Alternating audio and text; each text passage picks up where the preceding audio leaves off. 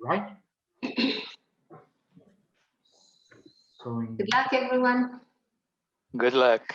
5, Thank you. 4, 3, 2, 1.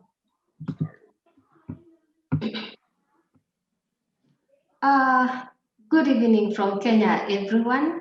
My name is Cecilia Githaiga, and I work for the ABS Capacity Development in Kenya.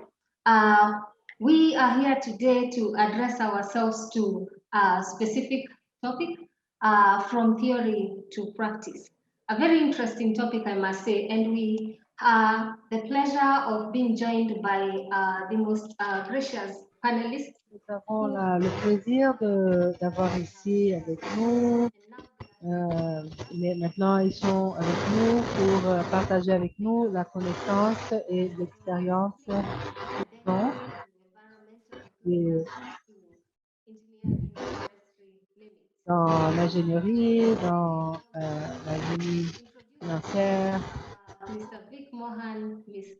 Jane Davidson, and Mr. Viana. Because we can't clap for them, Parce que, bon, maintenant, je leur passe la parole et j'invite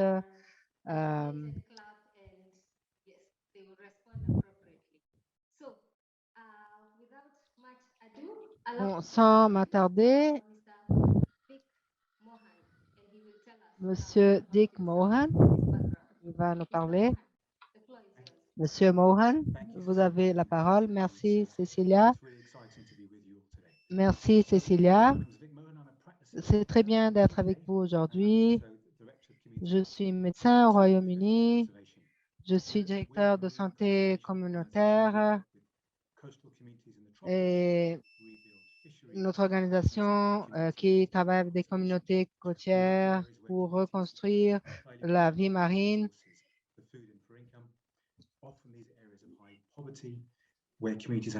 Mais nous travaillons avec des ressources alimentaires et environnementales, l'accès alimentaire à l'électricité, des services de base de santé,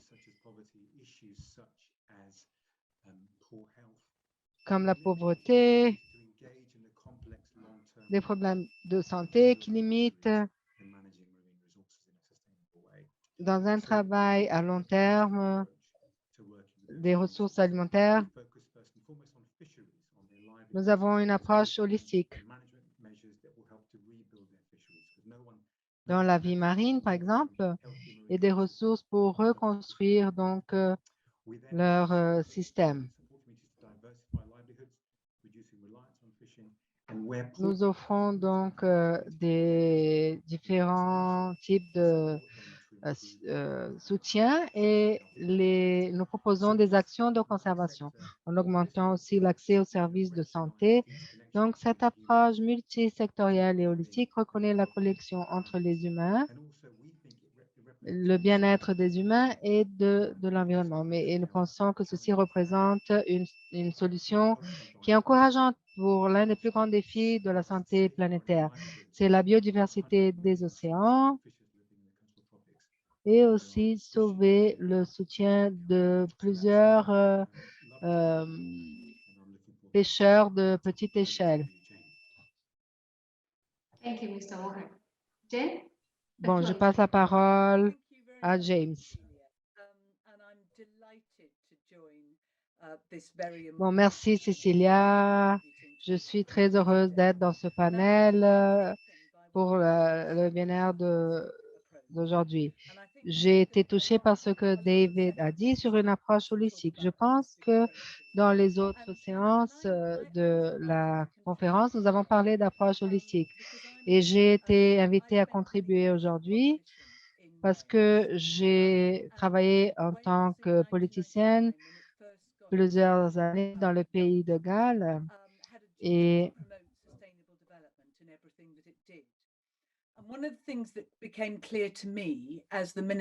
une des choses qui est claire pour moi comme ministre, justement, en termes de cette responsabilité, en réalité, c'est facile de promouvoir quelque chose, mais c'est très difficile de livrer cette promesse.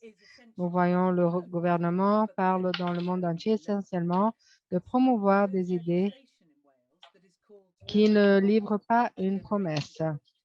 Donc, j'ai donc proposé une législation au Pays de Galles et pour tous les services publics au Pays de Galles, qui soient responsables pour de livrer, non simplement de promouvoir. Et c'est difficile de livrer. Ceci est lié à une approche holistique, mais une approche qui permet au Pays de Galles de pouvoir réussir le développement durable ou les secteurs avec d'autres pays.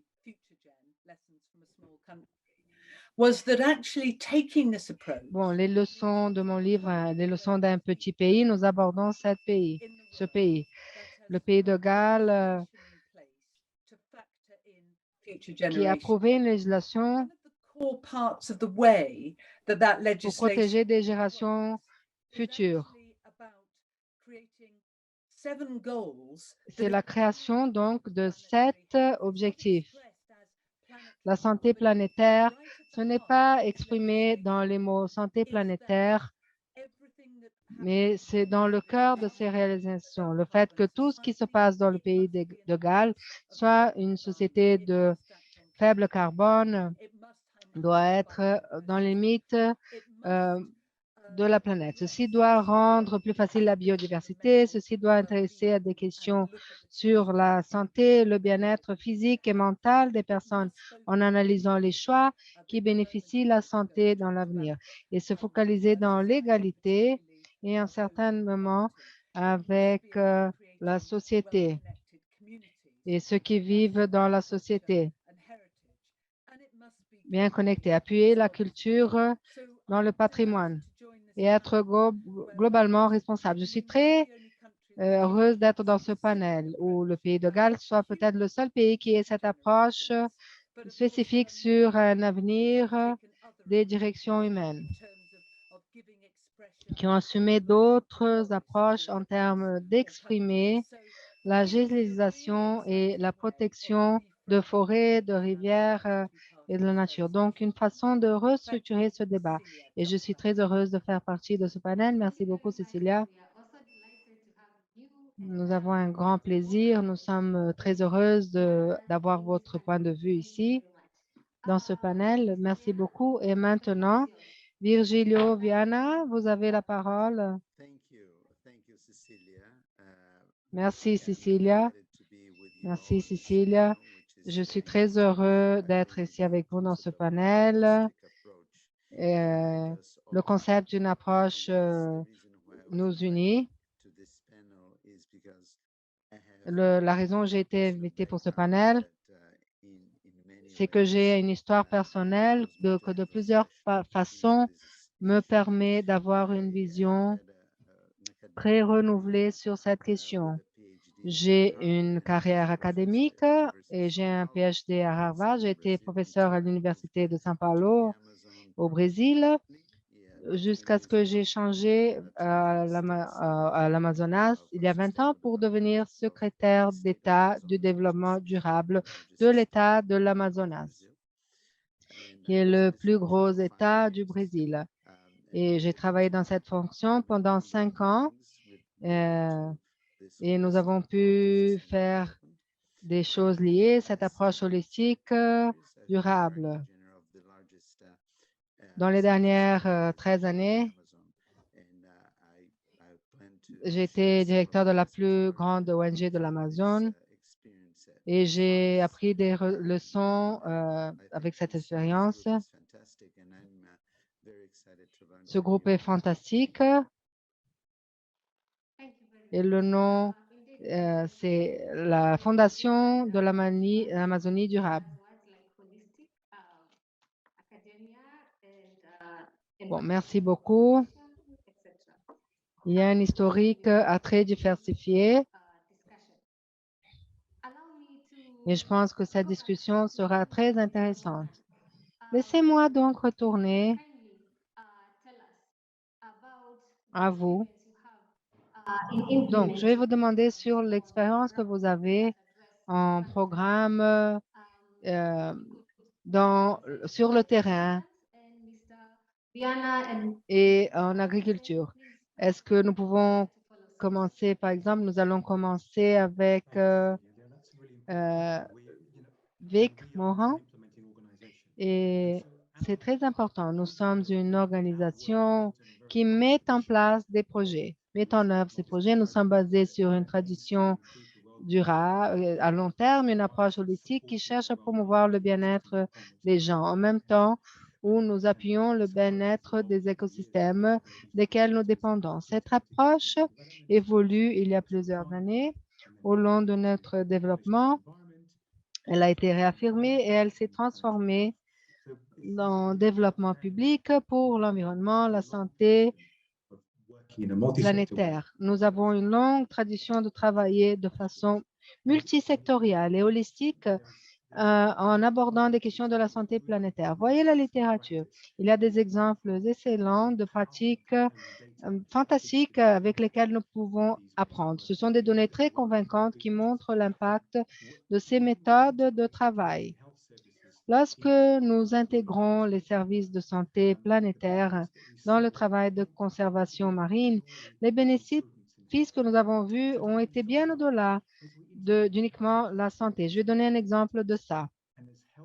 Nous avons intégré cela dans les activités de conservation de la santé. Et la santé de la communauté, surtout des femmes, s'est améliorée. Les méthodes communautaires, elles étaient plus engagées dans la subsistance. Elles ont doublé leurs revenus parce qu'elles se sentaient mieux, elles avaient une meilleure santé. Et ceci est très important pour la famille. Nous devons penser à long terme. Les résultats meilleurs de santé, de sécurité alimentaire améliorés, ceci donne plus d'autonomisation. Et tout ceci est lié avec notre méthode multisectorielle et holistique. Lorsque nous parlons de la multiplicité des besoins alimentaires, nous construisons la confiance et les personnes et ceci collabore à avoir des solutions pour des défis. Et donc, ceci ajoute de la valeur et ceci est lié à l'efficacité aussi lorsque nous travaillons de façon collaboratrice entre différents secteurs. Dans la littérature, il y a beaucoup d'autres exemples qui sont convaincants et il y a des preuves de ça. C'est la méthode, la bonne méthode de travailler. Je vais passer la parole à d'autres collègues. Merci beaucoup. Nous pourrions écouter aussi, nous pourrions vous entendre toute la journée. Merci beaucoup de votre contribution. Well, thank you. Maintenant, Madame Davidson, c'est à vous, vous avez la parole. Merci. Ce que j'aime à propos de ce travail, de travailler avec vous tous et toutes, nous avons un ordre du jour semblable, mais des différentes approches. Toujours quelque chose de neuf. Par exemple, ce mot, ce terme, et le mot ici, c'est la collaboration. L'une des grandes questions pour les gouvernements, surtout dans des moments de crise et pour des gouvernements mondiaux qui font face à cette grande crise de la COVID, il y a une crise encore plus grande qu'ils n'ont même pas abordée, c'est les changements climatiques. Qu'est-ce qui est tellement important?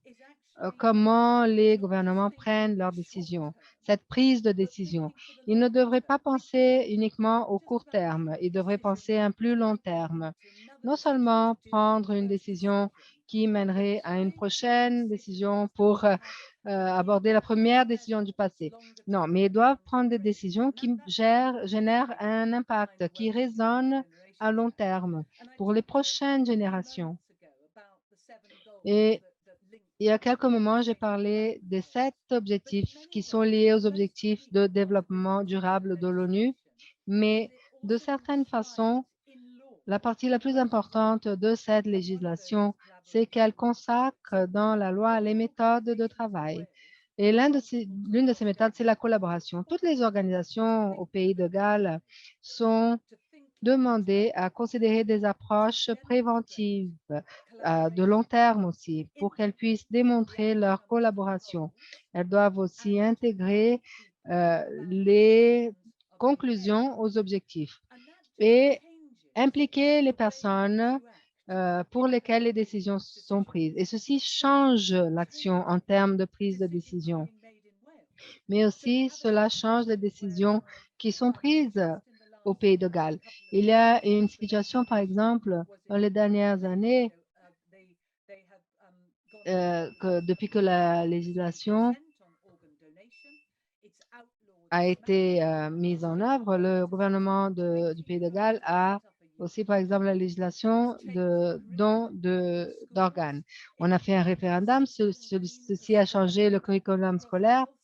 On a évolué aussi la partie de solutions vertes dans les services de santé et ceci change la prise de décision. Et pour ceux qui sont au sommet de la prise de décision, mais c'est très facile pour les jeunes, pour les générations plus jeunes qui s'unissent aux organisations et qui effectivement veulent faire des changements. Ils pensent différemment. Et l'une des propositions les plus intéressantes qui ont été développées au Pays de Galles, c'est l'idée d'avoir un service naturel, un service national de la nature qui voit les besoins des écosystèmes et qui soit universellement disponible à tous. Toutes les organisations, donc, pourraient avoir une influence et pourraient mettre leurs opportunités dans le système et ceci pourrait être compatible avec des bénévoles, avec des professionnels, en générant encore plus d'opportunités pour la formation. Et ceci mènerait à de grands projets de reforestation et d'autres questions par rapport à l'utilisation de la terre. Et donc, il y a ce sentiment très encourageant en ce moment, mais il ne s'agit pas uniquement de planter des arbres. Bon, si c'est le bon arbre dans le bon endroit, ça marche bien, mais l'idée d'éliminer des arbres et de faire la déforestation, ceci n'est plus accepté comme une proposition. L'idée que nous devons regarder le pays, l'ensemble du pays, comme si c'était un patient pratiquement, ou un patient qui a besoin d'assistance médicale. Donc, cette approche d'un service naturel pour faire face à ces conclusions et ces efforts. Et ceci aurait élargi la santé médicale au Pays de Galles comme le résultat de cette législation qui a été promulguée. Merci beaucoup, Madame Davidson. Je pourrais vous entendre pendant toute la journée. Nous aurons cette occasion d'écouter un petit peu plus plus tard. Monsieur Viana, merci beaucoup, Cecilia. Je vais donner un point de vue sur la région amazonienne. La région amazonienne se trouve au cœur de cette situation à cause de l'augmentation de la déforestation qui est la tendance dans les dernières années. C'est une histoire compliquée, mais je vais vous montrer et ceci résulte d'une vision politique du gouvernement, mais aussi un niveau d'inefficacité chronique, de politique fragmentée et tournée vers le court terme uniquement. C'est mon point. Ceci est lié à ce que Jane a mentionné, l'importance de politiques à long terme. Et nous souffrons avec des politiques à court terme associées aux élections qui parfois surviennent à chaque 2 ans ici. Et le point que Vic a levé par rapport au partenariat. Généralement, les politiques publiques sont très fragmentées. Notre approche, donc, pour exiger des politiques à long terme, ici, je peux dire qu'il y a un rôle de la société civile et ses organisations qui peuvent faire le pont entre de différentes administrations, de différents gouvernements et exiger effectivement le progrès continu dans ces domaines programmatiques et aussi dans la construction d'alliances. Je vais partager ici quelques images pour que vous puissiez voir à ce que je me réfère. Donc ça, c'est notre siège en Amazonie. Nous avons des panneaux solaires sur le toit. Nous avons l'énergie qui est à 100% durable pour la production d'énergie. C'est ici que nous travaillons. Ça, c'est la région amazonienne. Et ce n'est pas tout le pays qui a 100% du territoire amazonien. Tous les pays ont une petite partie. Ici, on a une définition de l'approche holistique. Nous appelons la stratégie systémique, par le biais de laquelle tous les 17 ODS, les objectifs de développement durable, ont leur relation avec des actions concrètes en menant à 8 programmes. La santé est le numéro 1, l'éducation, la citoyenneté, l'autonomisation, le revenu, l'infrastructure, la conservation, la gestion, la transparence, l'innovation. Donc, nous avons ici la description de comment nous utilisons les 17 ODS de l'ONU pour générer des processus de participation et aussi pour identifier les priorités locales. Notre programme de santé dans la forêt fait face à plusieurs défis, y compris la COVID. Ça, c'est un test de COVID. Donc, pour faire le dépistage de COVID. Nous investissons beaucoup sur les agents de santé locaux et nous avons pu organiser une grande alliance avec 122 organisations pour traiter de cette question. Nous avons mobilisé 8 millions de dollars. Nous avons atteint 7 000 familles par le biais de 7 flux de travail.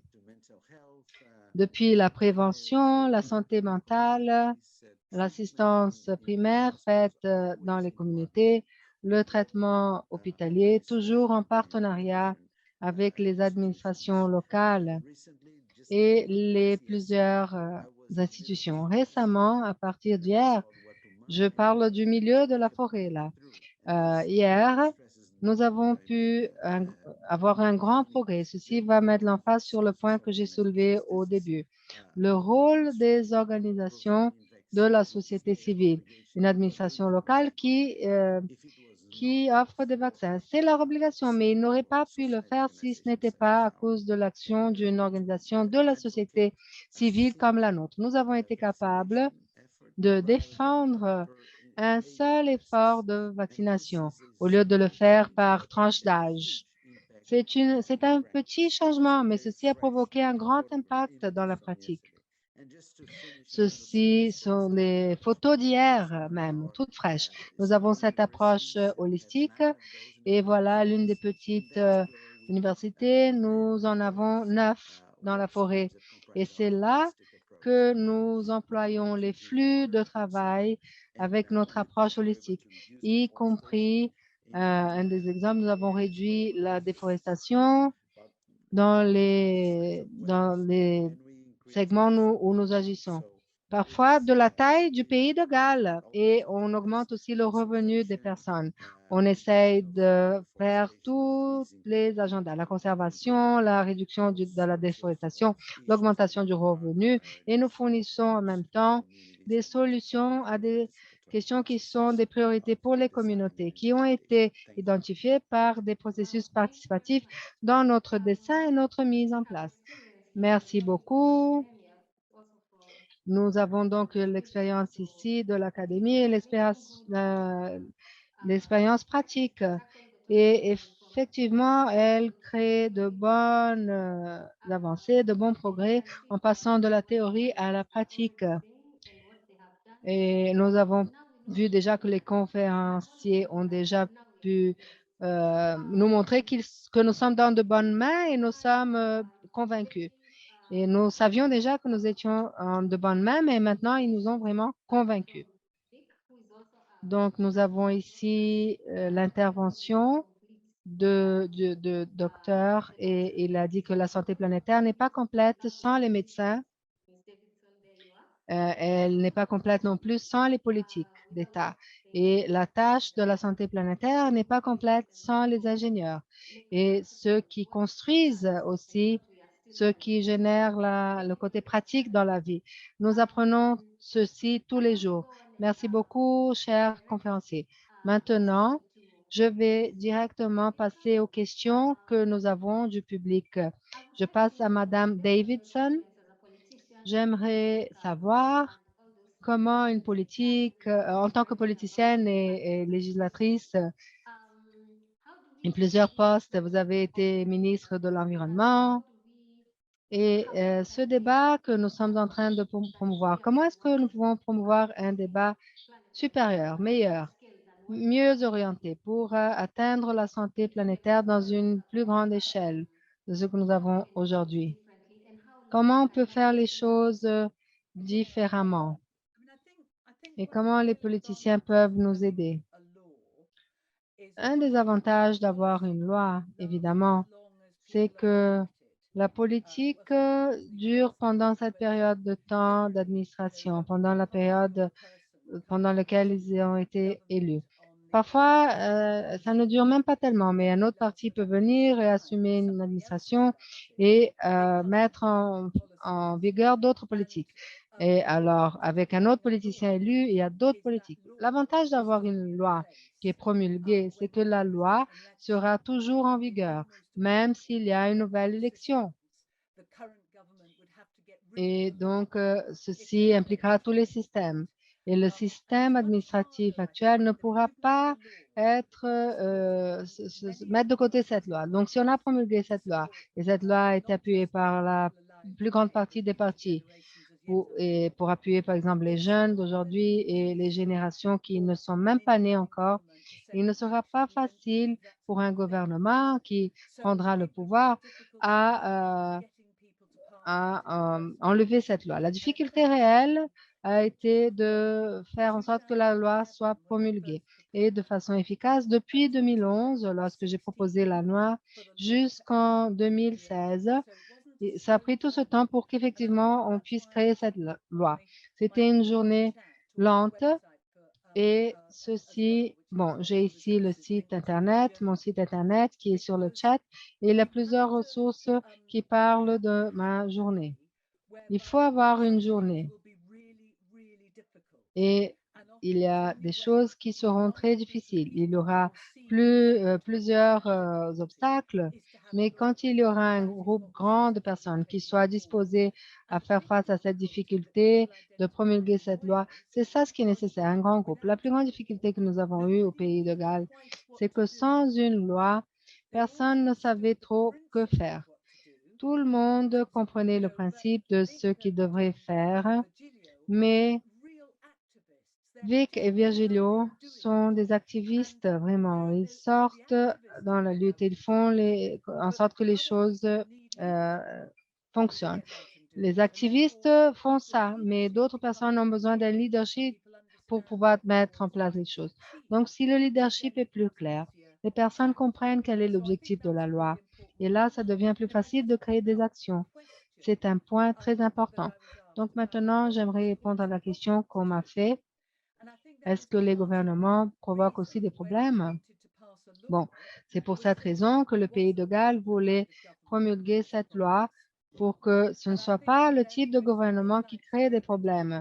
Donc, ça vaut la peine de dire que nous reconnaissons, oui, qu'ici au pays de Galles, notre gouvernement, comme tout autre gouvernement, oui, on cause des problèmes parce que nous avons besoin parfois de décisions qui ne sont pas durables, mais qui, parfois, nous devons travailler avec les conséquences économiques. Et dans la politique, l'économie surpasse l'écologie. On doit assurer que le peuple comprenne que l'écologie et l'économie viennent de la même racine grecque. C'est oikos, c'est notre planète, c'est notre maison, notre habitat. Donc, l'économie, c'est la gestion de ce foyer, de cette maison. Et on doit connaître tout cela avant de gérer ce foyer. Merci beaucoup. L'expérience est une bonne chose. C'est devenu beaucoup plus clair. Nous savons ce que nous avons à faire. Nous avons besoin d'un bon leadership, d'un leadership actif et réuni qui soit. Et maintenant, en retournant à vous, Monsieur Vienne, Je vais vous poser cette question. Elle est très importante, elle est liée à tout ce que vous faites. Vous avez mentionné tous les efforts que vous avez promus.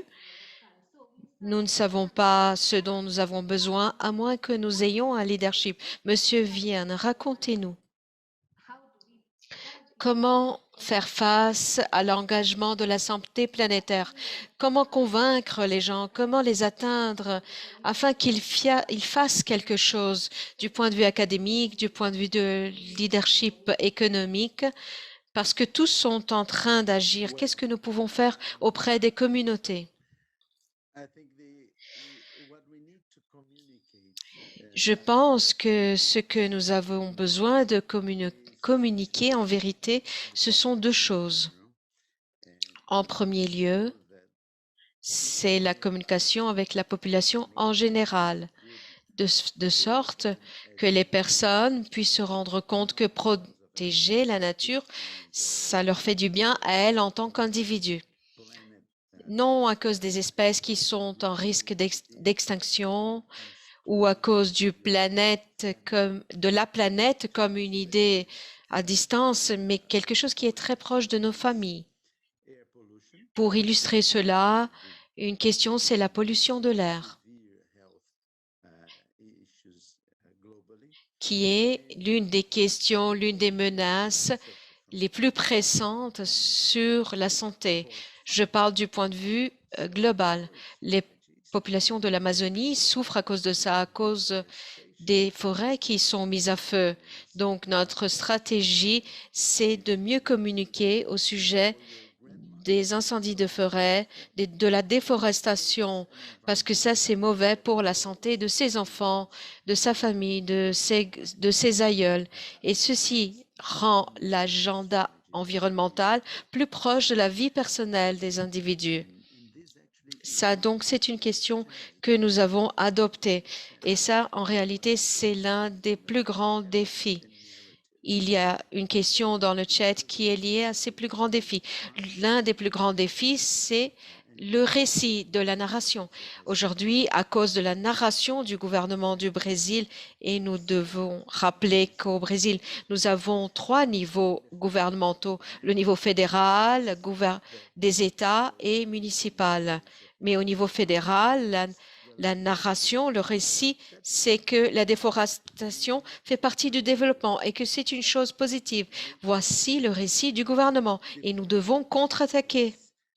Nous devons défendre le point comme quoi la déforestation n'est pas de l'intérêt national du Brésil, mais qu'il est en bénéfice d'une minorité de personnes qui obtiendront des profits de la minération illégale de l'or, de l'invasion des terres publiques. La meilleure façon, selon moi, c'est de parler de la santé aux gens. Et l'autre, c'est de convaincre les législateurs, les créateurs de politiques, pour qu'ils comprennent il faut que nous comprenions la mentalité des hommes politiques. Si nous mettons de côté la question de la corruption, qui est une question très importante pour tous les pays, mais la plupart des politiciens, des hommes politiques ont cette mentalité.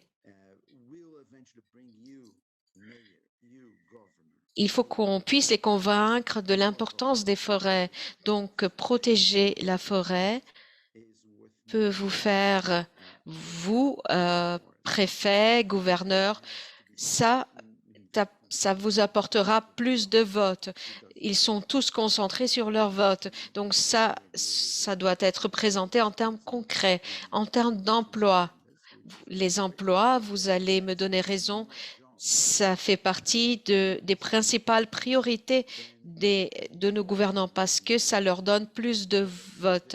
Alors, comment créer plus d'emplois avec la forêt debout?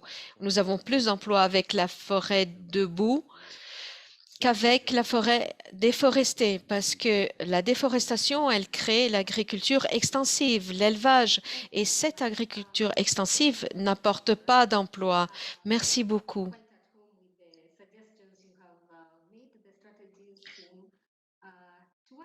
Il me semble que vos suggestions, ces stratégies sont véritablement d'une grande efficacité pour notre objectif. Et maintenant, j'aimerais passer rapidement à Vic Morin. Quels sont les pas que nous devons faire pour des programmes de développement pour adresser des défis de santé publique? Vous avez la parole. Merci beaucoup. En premier lieu, j'ai beaucoup aimé les contributions des collègues du panel. J'aime bien tout ce que vous nous apportez par rapport à votre question. Encore une fois, je reviens à ce que nous avons dit. Tout commence avec la possibilité d'être honnête par rapport à ce que nous avons en main. Nous devons éliminer, quittons ce rôle de spécialiste, mais soyons honnêtes par rapport aux problèmes auxquels nous avons devant nous et honnêtes au sujet de la nature du problème. Presque toujours, la solution n'est pas dans un unique secteur, ce n'est pas quelque chose de linéaire, ce n'est pas dépendant de de votre spécialité. Sûrement, la solution te demande de collaborer avec d'autres. Elle provient de ce partenariat avec les autres, ce partenariat complémentaire. Donc, comment créer une collaboration et une alliance avec des organisations qui partagent le même type de vision planétaire, dans laquelle vous pouvez vous aligner au nom du même objectif, où idéalement, il y aura un partage d'un ensemble de valeurs qui, de façon idéale, fera en sorte que ce soit des valeurs complémentaires en tant que partenaires. Donc, nous devons être honnêtes au sujet du problème que nous voulons résoudre, essayer de trouver des partenaires qui viendront complémenter nos capacités, être d'accord sur un unique objectif et la complémentarité de ces valeurs. Et là, garantir l'appui financier. J'ai tellement de soutien financier de mes partenaires. Comment casser, rompre avec cette polarisation des financements? Comment garantir du financement pour que nous puissions aller en direction d'un objectif complexe? Et comment définir le succès de cette initiative? Encore une fois, ceci n'est pas lié à un unique secteur. Comment penser de façon holistique en définissant notre progrès en direction à l'objectif? Ceci nous fait penser beaucoup à l'évaluation, comment nous évaluons le travail que nous faisons. Comment faire un travail multidisciplinaire. Le travail multidisciplinaire est très souvent confus. Comment faire face à cette complexité du travail disciplinaire? Comment comprendre alors ces interactions non linéaires que nous créons tout au long de ce travail? Nous devons trouver des partenaires qui vont nous aider dans cette vision partagée. Nous aurons des valeurs partagées et nous allons travailler dans la mesure et la démonstration de notre succès. J'aurais pu parler durant des journées de cela, mais nous avons un temps limité. Oui, je suis sûre que nous pourrons continuer ce débat après. Merci beaucoup pour mettre en avant la nécessité de soutien. Très souvent, nous parlons de ce que nous avons à faire, de ce que nous pouvons faire, mais la question du financement, oui, c'est une vraie question qui doit être discutée. Et ceci, au-delà du support technique, il y a beaucoup d'autres éléments qui sont nécessaires pour que nous puissions atteindre notre objectif. Cette fois, j'aimerais passer la parole à Jane Davidson. Encore une fois, dites-nous en peu de mots comment atteindre ces points que vous avez mentionnés. Comment faire en sorte que ceci puisse se produire. Je vois que nous avons peu de temps pour les questions. Alors, Jane, vous avez la parole. En réalité, j'aimerais prendre un point de Virgile lorsqu'il a parlé des problèmes de communication. Je suis tout à fait d'accord sur ce que cette question de la narration du récit est un point clé. À la fin de la Deuxième Grande Guerre au Royaume-Uni, le gouvernement qui est rentré a beaucoup travaillé pour donner aux personnes un nouveau système d'éducation, un nouveau système de santé. Mon père a travaillé dans le lancement du système de santé du Royaume-Uni. Il y avait également un programme d'assainissement, un programme d'eau propre, un programme de logement. Et si nous pensons aux nécessités humaines pour survivre, l'eau propre, air, logement, aliments, le gouvernement à cette époque avait des ministères qui ont fait tout cela. Je ne sais pas sur les autres pays, mais au Royaume-Uni, toutes ces choses sont devenues moins importantes et les personnes aujourd'hui doivent lutter pour les mettre au sein de l'agenda public.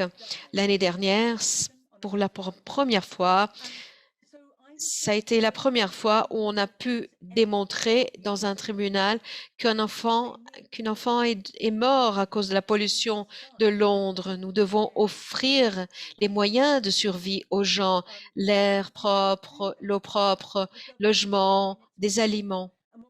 Et si nous ne le faisons pas, le gouvernement n'aura pas fait sa mission, n'aura pas accompli sa mission auprès des gens. Et maintenant, par rapport à la question climatique, nous devons changer beaucoup nos comportements. Donc ça, c'est la structure dans laquelle nous avons pu approuver la législation dans le pays de Galles.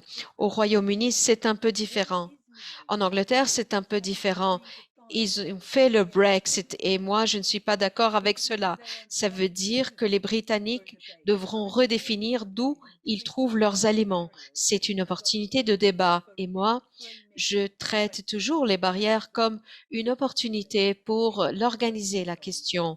Je pense que ce qui est critique ici, c'est de se concentrer sur l'air propre, l'aliment et le logement, sauver notre planète parce que en ce faisant, la santé planétaire sera clairement posée comme une question essentielle, qu'il n'y ait pas de rupture entre elle et les autres secteurs. Donc, pour la santé planétaire, en effet, il y a des actions nécessaires et nous devons faire tout cela et nous avons déjà entendu cela, nous avons faire appel à la politique. J'aimerais poser cette question aux orateurs. Ça devrait être ma dernière question. Comment obtenir ce soutien politique dont nous avons besoin pour y arriver, parce que ce sont les hommes politiques qui, en dernière instance, nous arrivent à y arriver. Alors, je vais commencer avec Virgilio Viana. Comment obtenir l'appui politique? Je veux partager avec vous mon expérience récente. C'était hier. J'étais en plein milieu de la forêt avec deux maires, un secrétaire d'État et deux représentants d'autres secrétaires d'État. Comment nous pouvons mobiliser l'intérêt de ces hommes politiques et des législateurs? Il me semble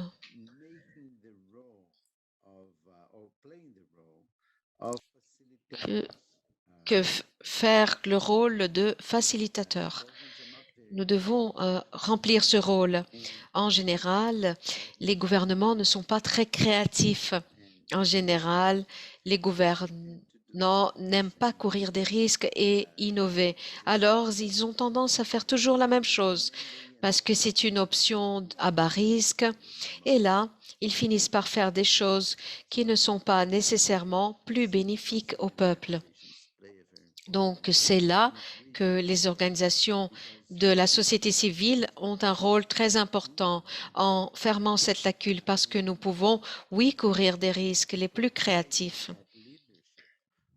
Et, et en offrant ce leadership, nous pouvons alors faire engager ces hommes politiques et ces législateurs à différents niveaux. Et c'est comme ça que nous opérons. Comme ce panel est très centré sur des questions pratiques, voilà l'exemple que je vous ai donné. C'est un exemple très pratique. Comment mobiliser des ressources pour faire en sorte que des communautés isolées dans la forêt puissent être vaccinées. Les vaccins étaient là-bas, les communautés également. Mais mais il y avait un lien qui manquait.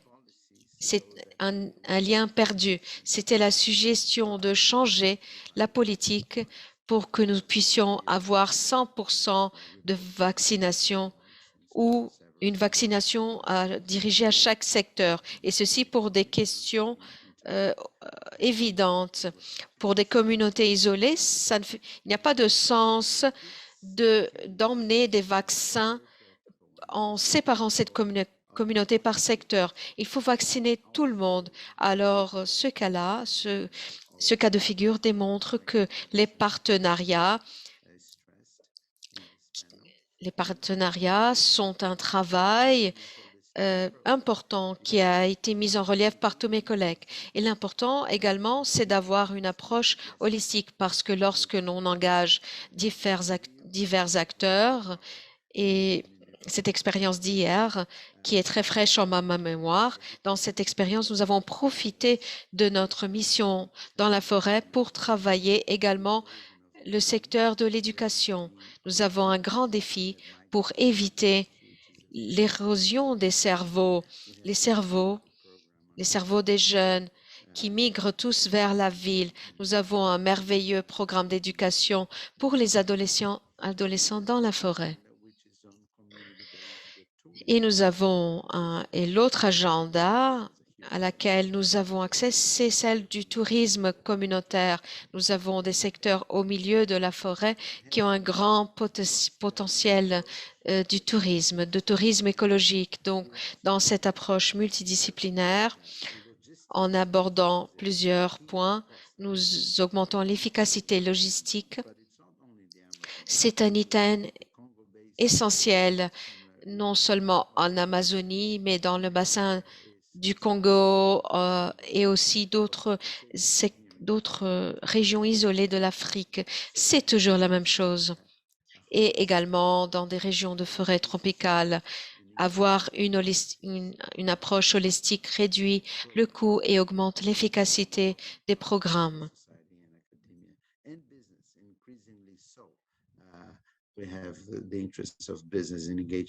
Et des affaires. Nous avons là aussi des intérêts des affaires liés à cet agenda. Voici, c'est ma dernière intervention et merci encore une fois. Oui, c'était une intervention très puissante, l'approche holistique et cette comparaison avec le bassin du Congo nous démontre combien nous sommes dans des pays différents, mais que l'approche est la même. Maintenant, Vic Morand, merci beaucoup.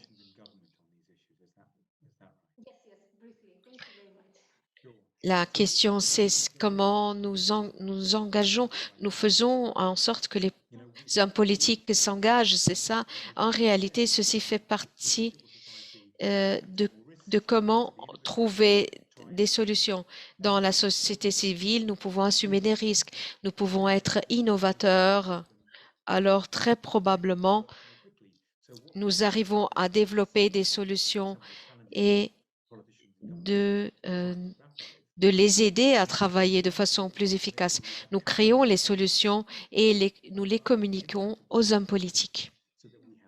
Nous communiquons l'impact de ces solutions pour que nous ayons des raisons convaincantes afin de ce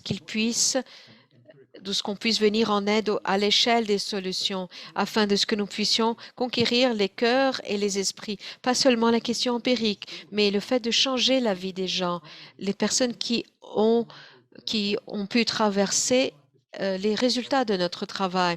Nous travaillons auprès des communautés, auprès des partis, et ces gens-là diront que voilà, notre vie a changé, parce que ce n'est pas notre vie qui est impactée directement, c'est la vie de ces communautés que nous servons. Nous développons des solutions, nous les testons, nous mettons à l'épreuve leurs impacts, leur échelle, et ce sont des communautés qui racontent les histoires. Et toujours, quand c'est possible, nous construisons des réseaux de la base pour générer de la coalition, du mouvement. Merci beaucoup.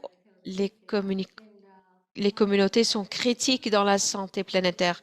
Elles sont critiques et mon organisation aussi est en action auprès des communautés.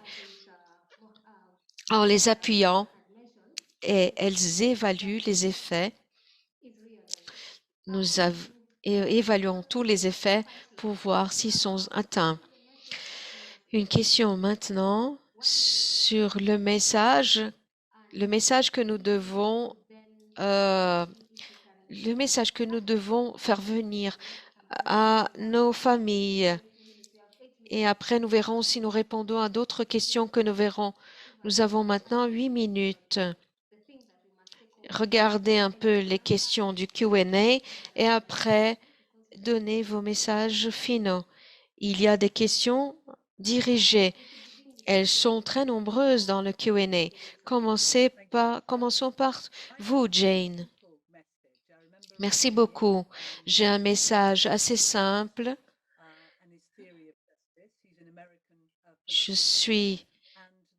J'aimerais parler de John Rawls.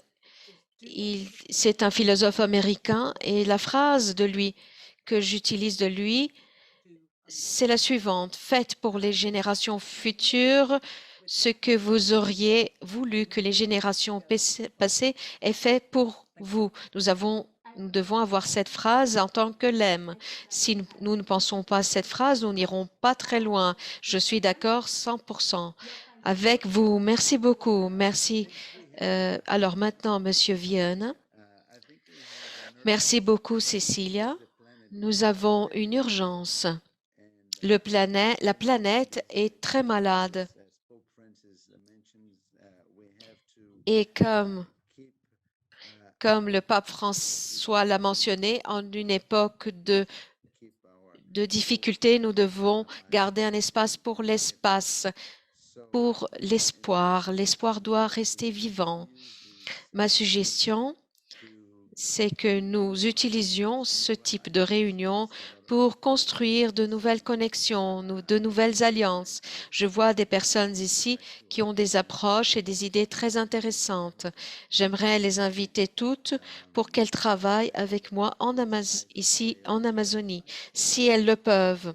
J'ai regardé un peu le website de la taille du pays de Galles. Ça semble être un pays très intéressant. Venez nous visiter. Je serai très heureux de pouvoir interagir avec vous. Je vais mettre mon contact ici au chat. Faisons en sorte que cette visite ait lieu. Nous avons beaucoup de spécialistes en problèmes dans le monde. Nous avons besoin de ce qu'ils nous amènent des solutions. Nous devons mobiliser les solutionnistes, comme ils s'appellent. Le président Lula nous disait que ceux qui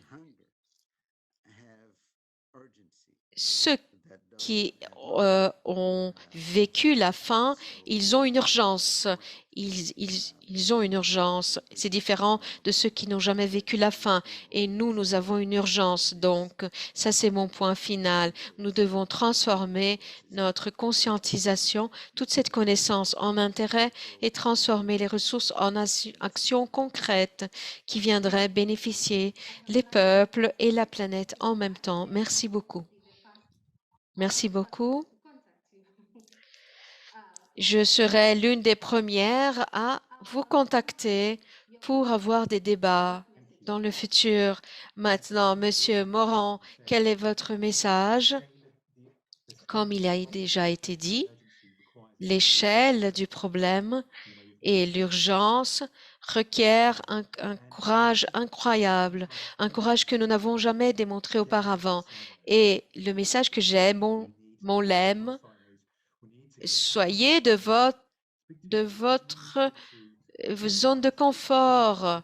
Sortez de parlez avec tous ceux avec qui vous ne parlez pas, parce que l'échelle et la complexité de problèmes exigent que nous travaillons ensemble dans cet objectif. Personne n'a la réponse, n'a une unique réponse. Je peux parler plus, je peux répondre aux questions. Alors, je suis Vic Moran 1 sur le Twitter. Merci pour votre conclusion. Nous allons maintenant conclure cette session. Chers collègues, chers participants de cette réunion, merci beaucoup pour votre participation. Malheureusement, nous n'avons pas eu le temps de répondre à toutes les questions, mais ils en ont répondu pour certaines et ces questions ont été adressées à eux et soyez à l'aise pour entrer directement en contact avec les panélistes. Nous apprécions votre dévouement dans cette session. Merci, monsieur les panélistes, pour cette discussion. Nous sommes anxieux pour développer des actions futures plus concrètes qui puissent gérer des coalitions, comme monsieur Viana a dit. Les personnes ici nous donnent des informations. Nous avons besoin de plus d'informations et de solutionneurs, entre guillemets, comme le dit monsieur Vienne. Merci à tous, merci aux panélistes et merci à l'équipe de l'Alliance de la santé planétaire pour organiser cette session. Nous recommandons nous vous recommandons de regarder un peu sur le travail développé par les panélistes. Il y a des activités séparées. Nous avons des textes écrits. Nous avons le Planet Earth. Il y a la question de la législation et aussi sur le conseil du Blue Venture. Tout ce qui est en train de faire autour du monde et notamment l'action du professeur Vienne. Et si j'ai oublié quelqu'un, de remercier à quelqu'un, je remercie à vous tous.